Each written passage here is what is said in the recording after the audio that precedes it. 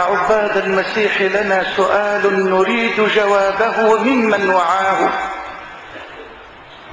إذا مات الإله بصنع قوم أماتوه فهل هذا إله؟ ويا عجبا لقبر ضم ربا وأعجب منه بطن قد حواه. أقام هناك 9 من شهور لدى الظلمات من حيض غداه، وشق الفرج مولودا ضعيفا فاتحا للثدي فاه، ويأكل ثم يشرب ثم يأتي بلازم ذاك، فهل هذا إله؟ تعالى الله عن إفك الحيارى، سيسأل كلهم عما افتراه.